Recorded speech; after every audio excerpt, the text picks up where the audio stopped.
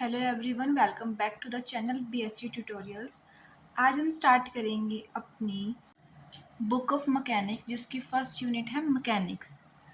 इस यूनिट में हम बात करेंगे मैकेनिक्स के बारे में। ये वर्ड आपने बहुत बार सुना होगा। मैकेनिक्स की स्टडी कर रहे हैं हम। मैकेनिक्स बेसिकली है क्या? मैकेनिक्स है the branch of physics which deals with the study of motion of objects. Okay, mechanics एक ऐसी ब्रांच है फिजिक्स की जिसके अंदर हम ऑब्जेक्ट्स के मोशन के बारे में स्टडी करते हैं। ओके, अब जो मैकेनिक्स है उसको 3 कैटेगरीज में डिवाइड किया गया है, that are first is statics, second is kinematics and the last one is dynamics. Okay, इसके अंदर हम ऐसे ऑब्जेक्ट्स की स्टडी करते हैं जो कि किस पर हैं? रेस्ट पर। ओके, और काइनेमेटिक्स में हम किसकी स्टडी करते हैं? जो ऑब्जेक्ट्स क्या है, मोशन में है। ओके, स्टडी तो करते हैं ऐसे ऑब्जेक्ट्स की जो मोशन में है, बट जो factors that are causing motion उनके बारे में हम स्टडी नहीं करते in the kinematics. And dynamics में हम ऐसे ऑब्जेक्ट्स की स्टडी करते हैं that are also in motion but also with the factors that are causing the motion. Okay, इसके बारे में, इसमें हम factors that are causing motion उसके बारे में भी हम स्टडी करते हैं। फॉर एग्जाम्पल, ये पेन है दैट इज एट रेस्ट, तो इसकी स्टडी हम किसके अंदर करेंगे? स्टैटिक्स के अंदर। और अगर हम इसको फ्री फॉल मीन्स छोड़ देते हैं अगर हम, तो क्या होगा? इसकी स्पीड क्या हुई? वेलोसिटी नीचे की ओर जो इंक्रीज हुई है, या वेलोसिटी कितनी इंक्रीज हुई है, मीन्स वेलोसिटी एंड एक्सेलरेशन की अगर हम स्टडी कर रहे हैं तो किसके अंडर आती है? काइनेमेटिक्स के अंडर आती है। और काइनेमेटिक्स में हम जो भी फैक्टर्स होंगे उसके बारे में हम नहीं डिस्कस करेंगे। मतलब इसमें ये नहीं पूछा जाएगा कि बॉडी अगर पहले रेस्ट में थी, देन अगर मोशन में आई है तो वो क्यों आई है और किसने उसको मोशन में लाया, और ऐसा कौन है जो इस मोशन को कंट्रोल कर रहा है। इन सब के बारे में हम क्वेश्चन नहीं पूछते हैं और इन सब के बारे में हमारे को कोई लेना देना नहीं होता। तो ये सब किसके अंडर आएगा? काइनेमेटिक्स के अंदर। और अगर हम फैक्टर्स के बारे में स्टडी कर रहे हैं that are causing the motion, तो वो किसके अंडर आएगा? डायनामिक्स के अंडर आएगा। ओके, सो हम स्टार्ट करते हैं काइनेमेटिक्स की डेफिनेशन के साथ। Study of motion of bodies in terms of quantities such as displacement, velocity etcetera. ये सब किसके अंडर आएगा? काइनेमेटिक्स के under. Okay, next one is dynamics, study of cause of motion and properties of moving systems of studying equation of motion. तो वो सब किसके under आएगा? डायनामिक्स के अंदर। मैंने बताया ना कि अगर हम कोज के बारे में स्टडी कर रहे हैं तो किसके अंडर आएगा? डायनामिक्स के under. Okay, next definition is linear momentum. Linear momentum is defined as the product of mass and velocity of particles. Okay, mathematically हम इसको कैसे लिखेंगे? P equals m velocity v vector. Okay, and direction of P is same as direction of v. Okay, according to Newton's second law of motion, force is dp by dt. You know very well. And d by dt, p को हमने किससे replace कर दिया? mv से. Then force equals m is constant, तो हमने इसको बाहर ले लिया, that is dv by dt. और d by dt को हम क्या लिखते हैं? a, that is acceleration. So force की क्या बन गई? ma. और acceleration को हम क्या लिख सकते हैं? d square r by dt square. Okay, next हमारे पास टॉपिक आता है दैट इज एंगुलर मोमेंटम। तो एंगुलर मोमेंटम हम कैसे डिफाइन करते हैं मैथमेटिकली? इसको रिप्रेजेंट करते हैं हम एल से, and it is defined as r cross p, where r is the radius vector from the origin O to the position of the particle and p is the linear momentum. Okay, next definition is torque. Torque is defined as the moment of force. Okay, and mathematically it is defined as torque equals r cross f. R cross d by dt, dp by dt, it is force according to second law of motion, and p को हमने replace किया mv से. Okay, d by dt of r cross mv minus dr by dt cross mv. इसको हमने ऐसा क्यों लिखा है? तो वो देखो, d by dt of r cross mv, इसका डेरिवेटिव क्या होगा? r as it is d by D T of M V vector plus में M V vector and D R by D T, यही होगा ना। सो अब किसकी वैल्यू चाहिए थी हमें, R cross D by D T of M V. इसकी वैल्यू निकालने के लिए हमने D by D T R cross M V vector minus में M V vector D R by D T, R vector D by D T of M V, इसकी value हमने यही substitute करी है यहाँ, देखेंगे अब हम D by D T R cross M V minus D R by D T cross M we.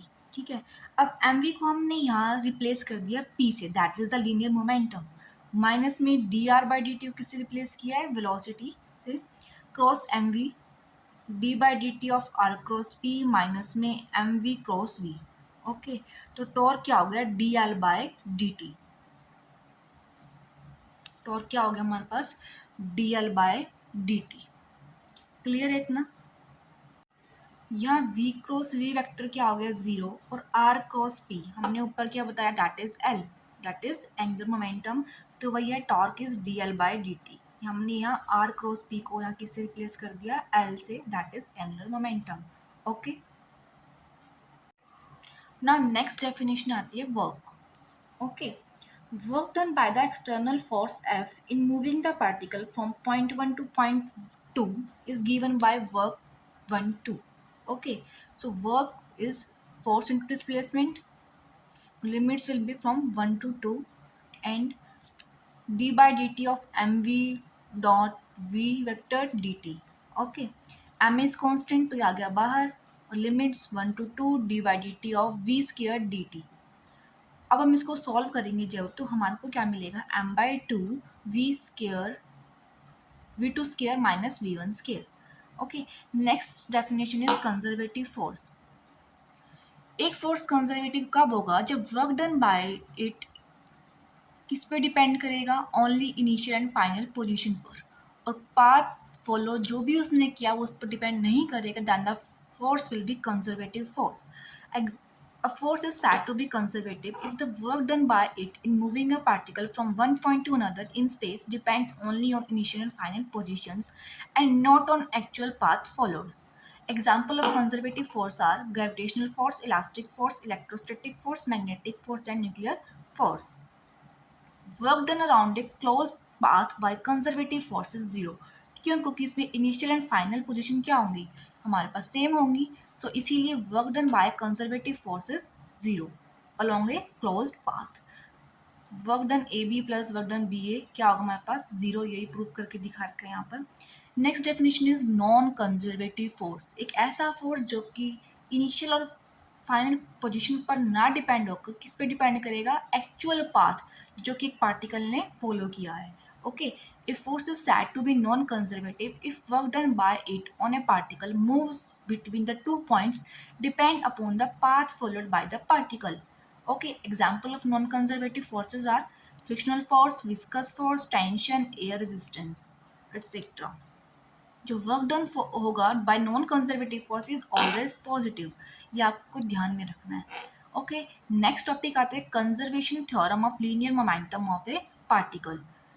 So first of all हम लेंगे न्यूटन सेकंड लॉ के अकॉर्डिंग क्या होगा, force is DP by D T. अगर force zero है then क्या होगा, DP by D T is also zero. इससे क्या प्रूव होता है कि पी इज कॉन्स्टेंट। अगर derivative of P with respect to time अगर जीरो है, इसका मतलब क्या हुआ कि P that is constant. Thus, if there is no force acting on a particle, momentum of particle is constant. If mass of particle is assumed to be constant, it will continue to move along a straight line. This corresponds to Newton's first law of motion. Clear है यहाँ तक? Next theorem आती है conservation theorem for angular momentum of a particle. आप पीछे मैंने आपको बताया है that is angular momentum क्या होगा हमारे पास, r क्रॉस p। अब डिफ्रेंशिएट कर देना है दोनों side, that is D L by D T equals to D by D T R cross P.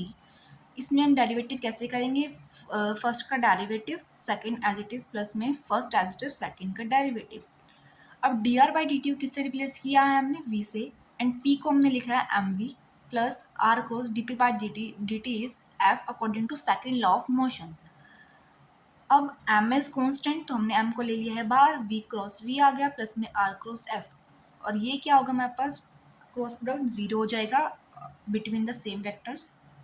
And R cross F is torque, पीछे मैंने बताया था ना। तो हमने क्या प्रूव कर दिया कि D L by D T equals to torque. अगर टॉर्क जीरो होगी then D L by D T is also constant, मतलब एल क्या हो जाएगा हमारे पास constant. Thus if there is no torque acting on particle its angular momentum is constant. For example planets revolving around sun have constant angular momentum. Clear है इतना? Next topic आता है हमारे पास conservation theorem of energy. Okay, इसकी statement क्या कहती है? If the forces acting on the particle are conservative then total energy of a particle which is the sum of kinetic energy and potential energy is constant. क्या कहता है? अगर forces act कर रहे हैं पार्टिकल के ऊपर and that are conservative, conservative means that are depending on initial and final position only and not on the path of the particle. Okay, then क्या होगा? टोटल एनर्जी जो होगी पार्टिकल की that will be the sum of kinetic energy and potential energy. Okay, that means T and V will be constant, means kinetic energy plus potential energy will be constant. Okay, इसका proof हम देखेंगे अब। For kinetic energy T, ठीक है, सबसे पहले हम बात कर रहे हैं काइनेटिक एनर्जी के लिए, that is represented by T. Okay, the work done by the external force in moving a particle from position 1 to position 2 is given by, मैंने आपको पहले बता दिया ना, work done from position 1 and 2 कैसे represent करेंगे हम? that will be force into dr from 1 to 2.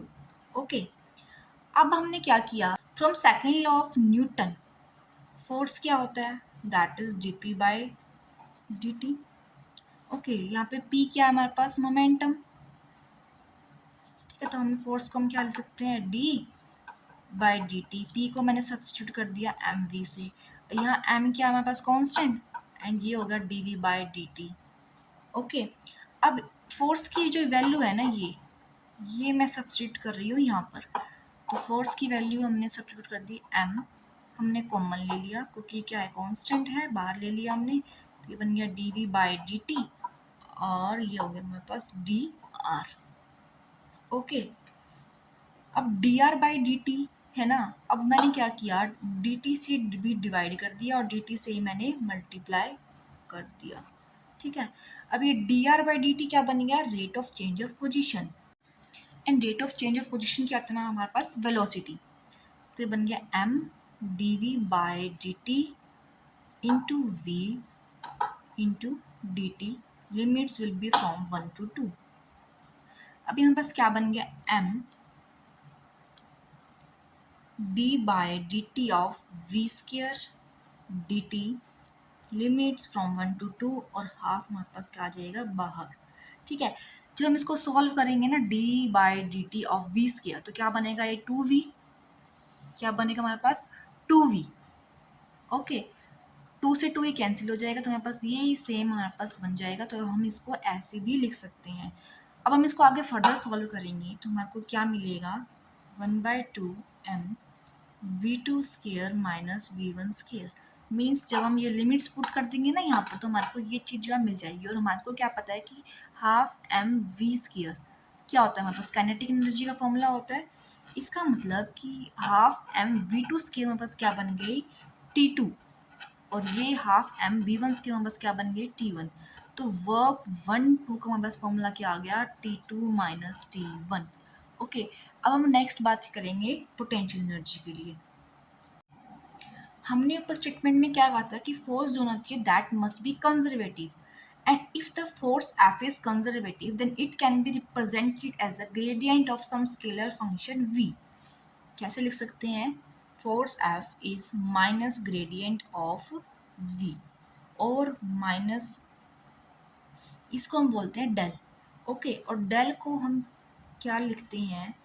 Curly by curly X I cap plus curl by curl Y J cap plus curl by curl Z K cap, और curl को इसको हम ऐसे लिख सकते हैं डेल ऑपरेटर पोजीशन वेक्टर के according. ठीक है, और यहाँ नेगेटिव साइन क्या इंडिकेट कर रहा है? That F is in the direction of decreasing V. अब हम वर्क को कैसे डिफाइन करेंगे? That will be from limit 1 to 2 force into displacement और फोर्स की मैं क्या वैल्यू सब्स्टिट्यूट करूँगी यहाँ पे, माइनस में gradient of V dot D are from limit 1 to 2। Okay, minus में फ्रॉम 1 to 2, इसको मैं लिख सकती हूँ डी वी। ऐसा क्यों? क्योंकि मैंने यहाँ एक प्रॉपर्टी जो है वो यूज़ करी है, दैट इज ग्रेडियंट और del of V dot D R equals to D V. ये आपको जो है याद रखनी है।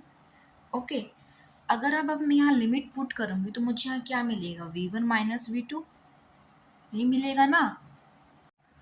जहाँ ये V one and V two क्या है, potential energy of particle at point one and point to.